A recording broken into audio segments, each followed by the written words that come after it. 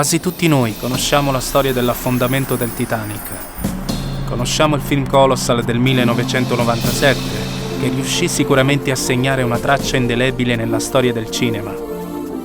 Diretto da James Cameron e interpretato dalla giovane coppia Leonardo DiCaprio e Kate Winslet, rispettivamente nei panni di Jack Dawson e Rose DeWitt Whittaker.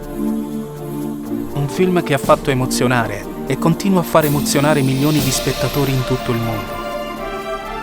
La grande storia fa da sfondo alla tragedia dell'apparente inaffondabile transatlantico che la notte tra il 14 e 15 aprile del 1912 andò in collisione con un iceberg, venendo inghiottita e scomparendo per sempre nelle profondità del gelido oceano.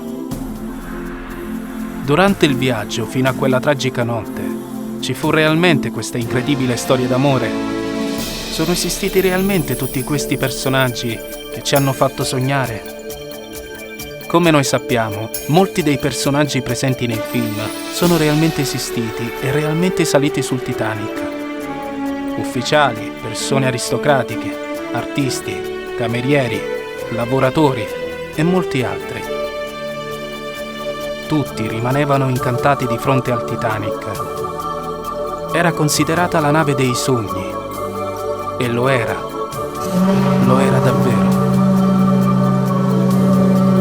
La ricchissima coppia Astor, l'irriverente Margaret Molly Brown, l'amministratore della White Star Line Joseph Ismay, il capitano Edward Smith, che decise di rimanere a bordo sino alla fine, il costruttore navale del Titanic Thomas Andrews, che perirà come testimone un passante di fronte a un quadro proprio come nel film, deciso a morire assieme alla sua nave. Gli anziani Ida e Isidor Strauss. A Ida era stato offerto un posto su una scialuppa, ma rifiutò per stare con il marito e morire insieme a lui. Ma di Jack e Rose cosa sappiamo? Cosa possiamo dire? La loro storia potrebbe essere accaduta realmente. Tra i vari racconti dei superstiti, molte fonti suppongono che lui, il Jack della situazione, si chiamava Emilio Portaluppi. Lei, la nostra Rose, era la benestante Madeleine Force, da poco sposata con un milionario molto più grande di lei. I due, sul Titanic, ebbero una segreta storia d'amore. Altre testimonianze parlano di un Joseph o James Dawson sulla nave. Fu recuperato e sepolto al cimitero della Nuova Scozia, con molte altre vittime del Titanic. Oggi la sua tomba di pietra è la più visitata nel cimitero. Tuttavia, sembra che una storia simile sia accaduta veramente. L'appassionata e sfortunata storia d'amore di Roberta Maioni, una cameriera inglese di origini italiane, con un marinaio del Titanic.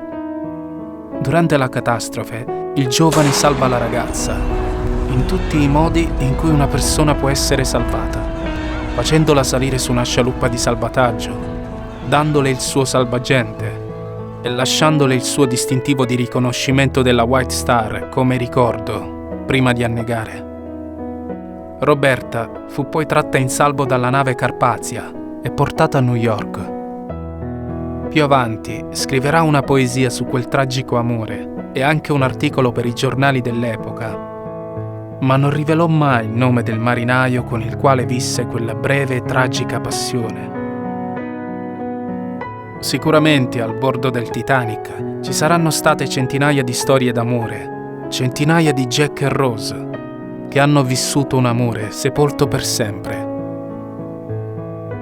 Il relitto più famoso della storia ora giace tristemente sul fondo dell'oceano, a quasi 3.800 metri di profondità, e in silenzio ci racconta i suoi segreti.